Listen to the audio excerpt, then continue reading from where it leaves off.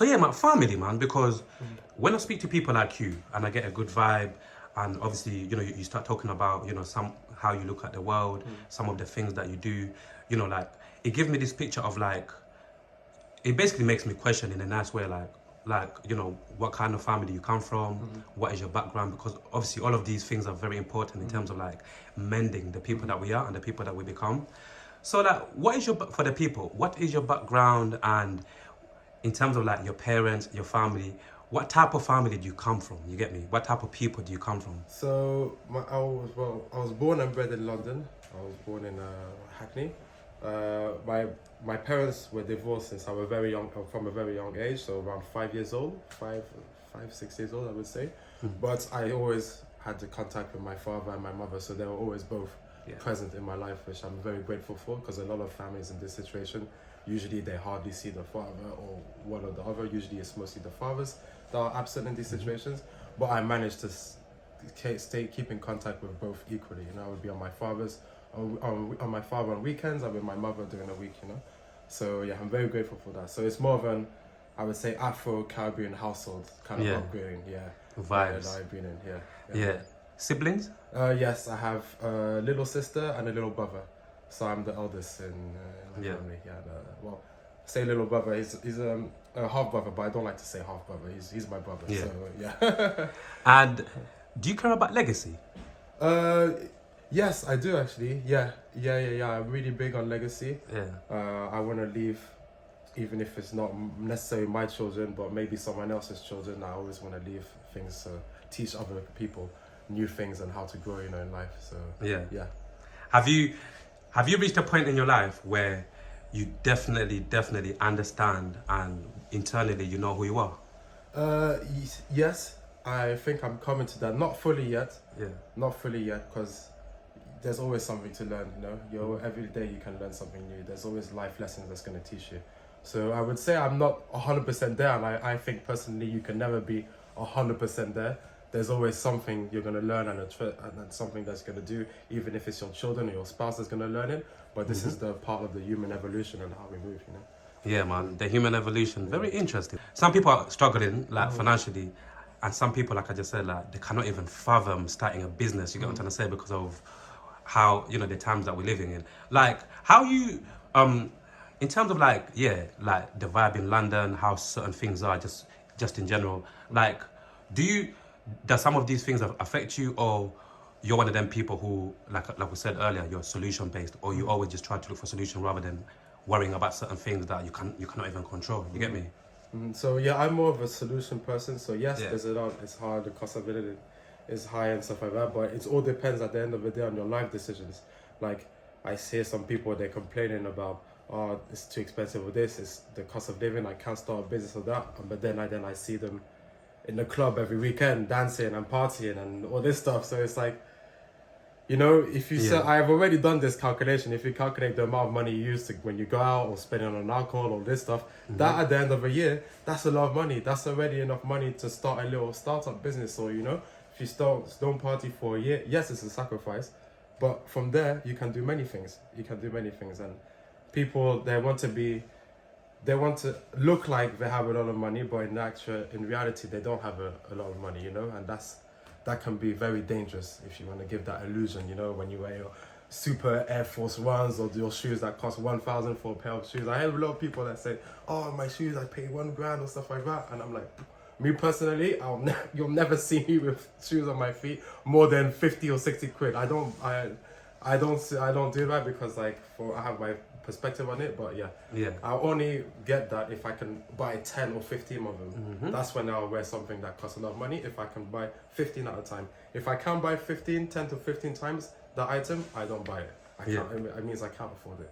So So you feel like, regardless of what's going on, it's all up to people's mindsets. Yes, exactly. Like people's mindsets and people's discipline and people's priorities. Yes. Because when you're one of them people that, if you can sacrifice, like you said, you sacrifice this for the long term of something that you actually want to do, it's like you would understand that this is my priority. So on a Sunday or on a weekend when you want to go out, you can actually say to yourself, no, I would like to go out, but I cannot go out because this is my main priority. You get? What advice would you have for anyone who would like to start a business? to get a business off the ground? So we're lucky to be in times where we can get all the answers we want from the internet. Probably most people about ChatGPT. Like literally, this is something that even my father uses. You can ask them any question you want. Or this business, how do I set up this, like that, according to your passion, and they will literally give you all the answers, like literally. So I think that's a big help for people. But also, how do I say? Yeah, again, follow your passion. If you do something that you love to do, even if it's a lot of work for you, it won't feel like a lot of work because it's fun. You're just having fun. Of course, it's always hard to start something up, but again, as long as you have the passion for it and people around you, keep people in your circle that give you support. Don't keep people in your circle like don't support you, or they tell you that you're not going to work, it's too hard for you, you can't do it. You need to eliminate these people from your circles because they're always going to bring you down. And when you succeed, they're going to want to bring you even more down. So yeah, the circle of people you have around you is very important. You need to have people around you with the similar mindset. Otherwise, you're going to get dragged down. If we're talking about AI, ChatGPT, all of these things futuristic things that are slowly, like getting involved in our lives, and obviously later on in future, it's going to be even a bigger part of our life. Like, are you worried, excited? Like, what are your thoughts in terms of like the future and all of these robots and all of these things that are becoming part of our life? It is a bit worrying, and how do you say, worrying / exciting at the same time, because you don't know where its direction is gonna go, Yeah. But I think with this type of technology, it's gonna be reached a point where everybody's gonna be just depending on it and using it, and then until one day, probably the system is gonna shut down, and then what are you gonna end up with? I think. Scary. I think we're moving very, very fast, but we're gonna reach a point where if it's gonna just block and just collapse back and go back to zero again. That's my opinion on it.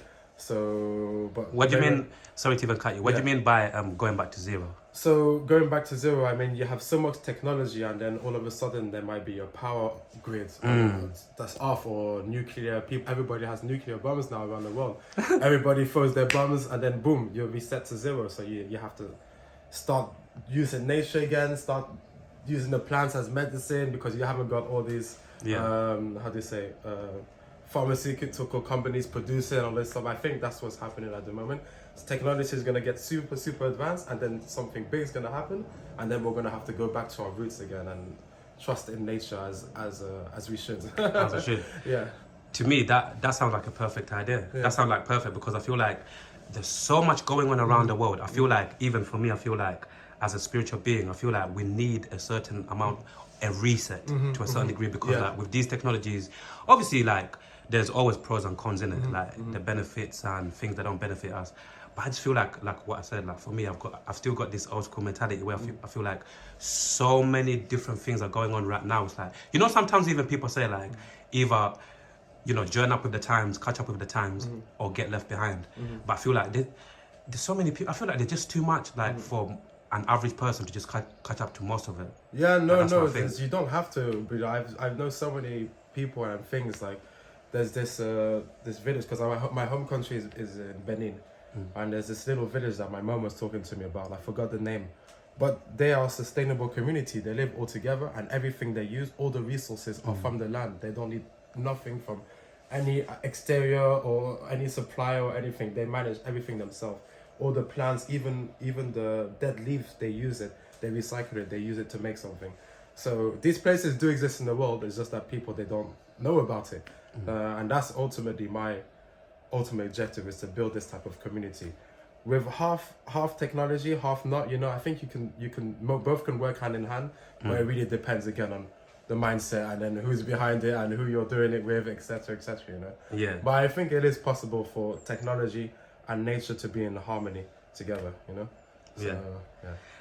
So before you conclude, once again, could you please, before we go, remind the people, obviously, of your restaurant and exactly what you do, and how the people could find you, how the people can come down and try out the food, because trust me, bro, you're going to be seeing me there soon, for sure. No worries. So again, my name is Adisa Vital. The restaurant that I've opened at the moment is called the Shosai Sushi in Hastings, in the Sauce Park, right in front of the beach. So it's a great location for anybody that likes fresh sushi. If you're not necessarily a fan of sushi, we also got fresh donburi bowls. So I would highly recommend you to come by and check it out. I don't like to talk too much about the food. I like to let the food talk. So I let you guys find that out for yourselves.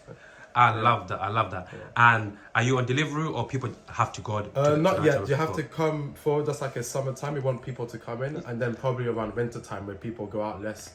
We're gonna start to open a delivery section. Yeah, my brother. I know this has been short and sweet, but I've enjoyed the conversation. Once again, thank you for your time. And very soon, like I said to you, we'll catch up on the red chair, to have a longer conversation for the people so that the people can get to know you, the man behind the beautiful food. And yeah, man, on the red chair. So yeah, man, people, it's been extra hours. Another good episode for the people. And yeah, man, peace and love. Thank you very much, my brother, yeah? I really appreciate it. Thank you.